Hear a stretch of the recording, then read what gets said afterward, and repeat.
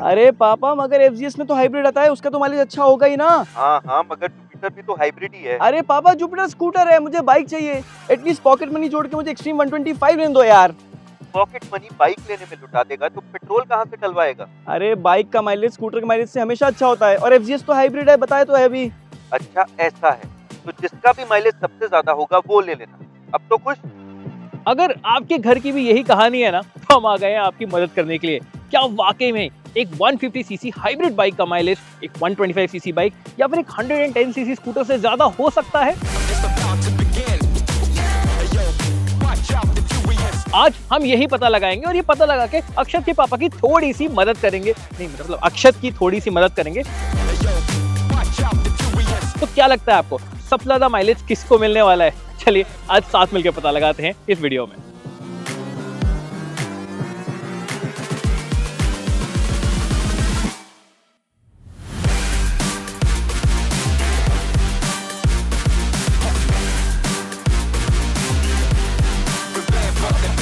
शुरुआत करते हैं इन तीनों को फुल टैंक करा के। ये काम बहुत ध्यान और शिद्दत से करना पड़ता है ताकि कोई भी एयर गैप फ्यूल टैंक में नहीं रह जाए।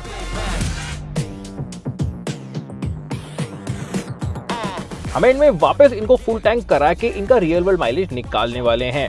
ये काम पूरा होने के बाद हमने इनके ट्रिप मीटर को किया 0 और निकल गए हाईवे पे।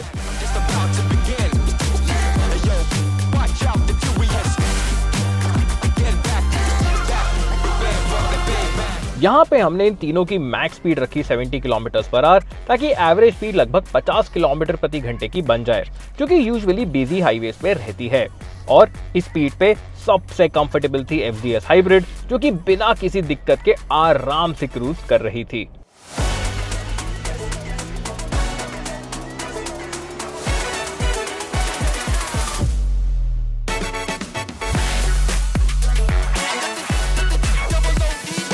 जुपिटर को 70 किलोमीटर प्रति घंटे पे रखने में थोड़ा बुरा तो लग रहा था। वो अपने कंफर्ट जोन में फील नहीं करता और थोड़ा स्ट्रेस भी फील होता है।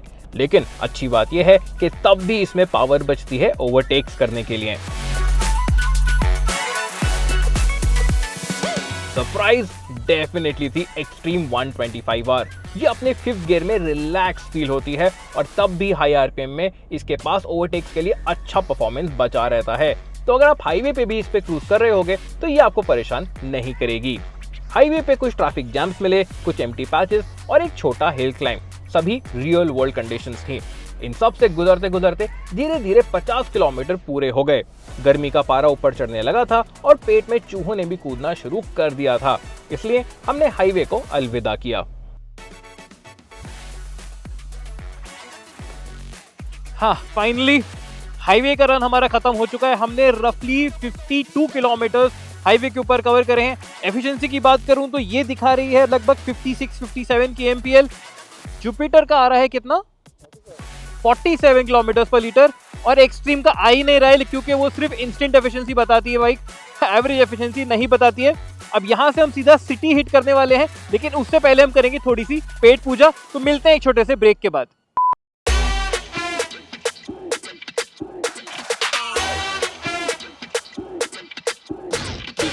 एक क्विक ब्रेक के बाद टाइम था सिटी एंटर करने का, लेकिन अब पारा 45 डिग्री से भी ऊपर चढ़ चुका था। और क्योंकि सिटी में एवरेज स्पीड हमको 25 से 30 किलोमीटर प्रति घंटे की ही मेंटेन करनी थी, तो मैक्स स्पीड अब 50 के ऊपर ही लिमिटेड थी।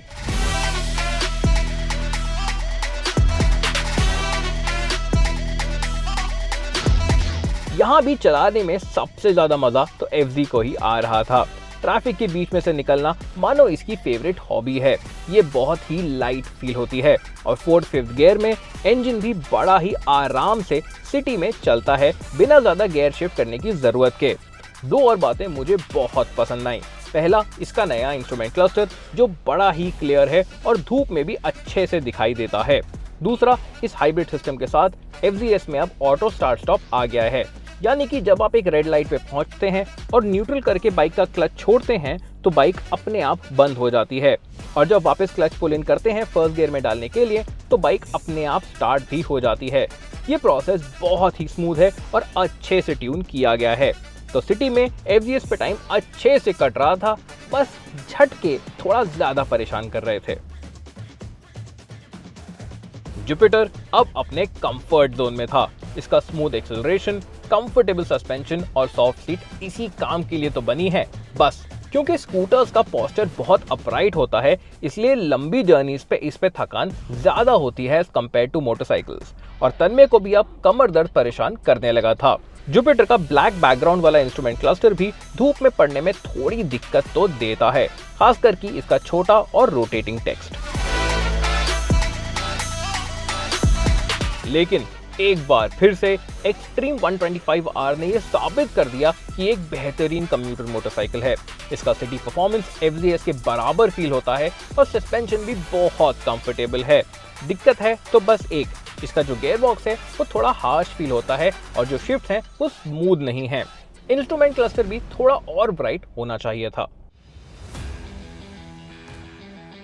बस इन्हीं सब बातों में टाइम निकल गया और हमने सिटी में 70 किलोमीटर पूरे किए। हम गर्मी में भुन चुके थे, पर हमारी बाइक्स और स्कूटर अब भी बेहतरीन परफॉर्म कर रहे थे। टोटल डिस्टेंस हम अब 120 किलोमीटर पूरे कर चुके थे और टाइम आ गया था इनको वापस से फुल टैंक करा के इनका रियल वर्ल्ड माइलेज निकालने का।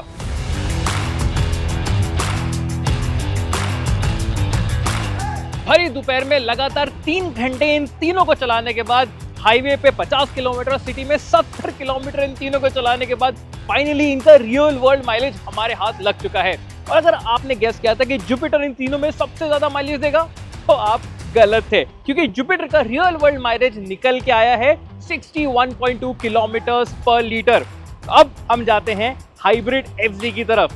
अगर आपका दावा था कि FZ का माइलेज सबसे ज्यादा आएगा, तो फिर आप गलत हो गए। लेकिन एक इंटरेस्टिंग बात यह है कि FZ का जो माइलेज है ना, वो एग्जैक्टली सेम जुपिटर जितना ही आया है, यानी कि 61.2 किलोमीटर पर लीटर। दोनों ने एग्जैक्ट सेम माइलेज दिया है। क्या चांसेस हो सकते थे इसके?